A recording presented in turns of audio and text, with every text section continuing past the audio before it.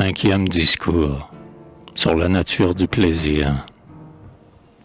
Jusqu'à quand verrons-nous ce rêveur fanatique fermer le ciel au monde et d'un ton despotique, damnant le genre humain qu'il prétend convertir, nous prêcher la vertu pour la faire haïr.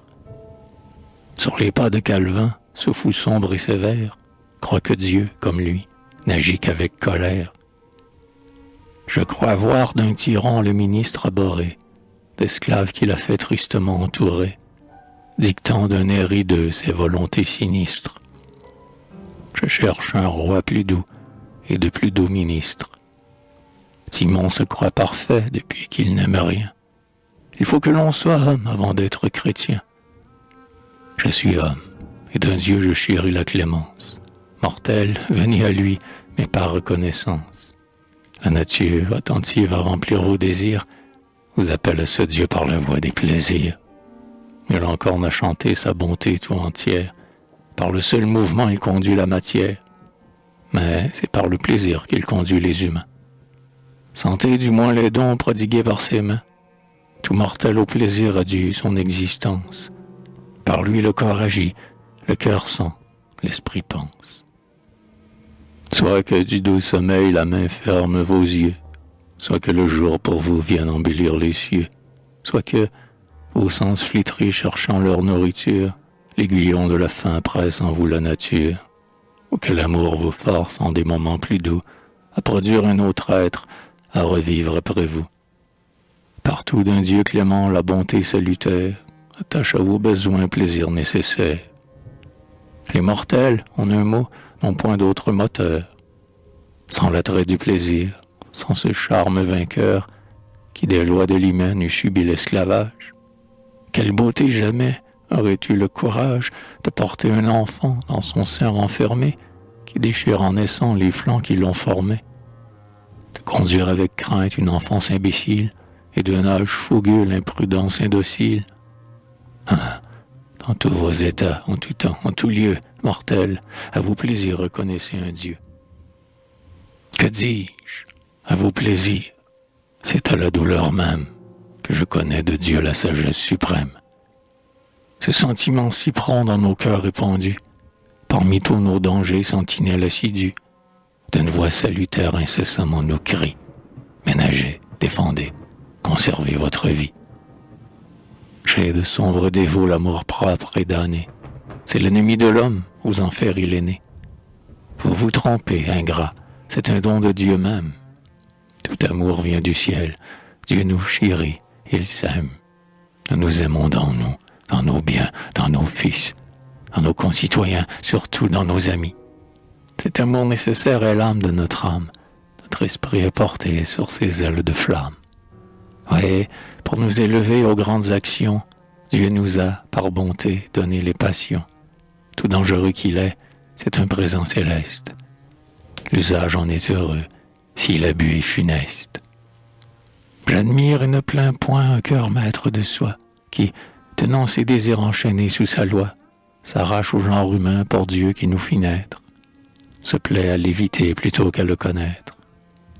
Et, brûlant pour son Dieu d'un amour dévorant, fuit les plaisirs permis pour un plaisir plus grand.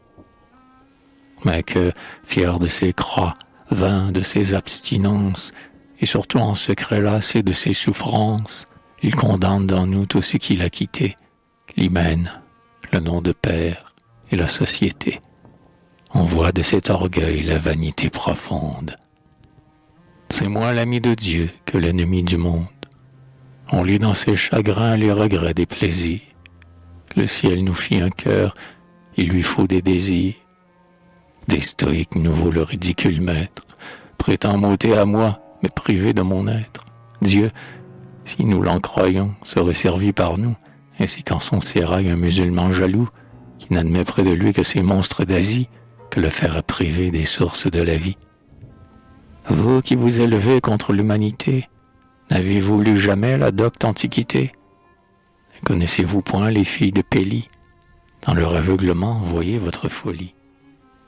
Elles croyaient dompter la nature et le temps, et rendre leur vieux père à la fleur de ses ans. Leurs mains par piété dans son sein se plongèrent.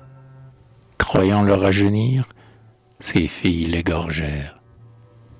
Voilà votre portrait, stoïque abusé. Vous voulez changer l'homme et vous le détruisez. Usez, n'abusez point. Le sage ainsi l'ordonne. Je fuis également Épictète et Pétrone. L'abstinence ou l'excès ne fit jamais d'heureux. Je ne conclus donc pas, orateur dangereux, qu'il faut lâcher la bride aux passions humaines. De ce cours-ci fougueux, je veux tenir les rênes. Je veux que ce torrent, par un heureux secours, sans inonder mes champs, les abreuve en son cours. Vent, épurer les airs et souffler sans tempête. Soleil, sans nous brûler, marche et lui sur nos têtes. Dieu des êtres pensants, Dieu des cœurs fortunés, conservez les désirs que vous m'avez donnés. Ce goût de l'amitié, cette ardeur pour l'étude, cet amour des beaux-arts et de la solitude. Voilà mes passions, mon âme en tous les temps goûta de leur attrait les plaisirs consolants. Quand sur les bords du Main, deux écumeurs barbares, des lois des nations violateurs avares, deux fripons abreuvaient, brigands accrédités, épuisés contre moi leur lâche cruauté. Le travail occupait ma fermeté tranquille. Des arts qu'il ignorait, leur antre fut l'asile. Ainsi le dieu des bois enflait ses chalumeaux.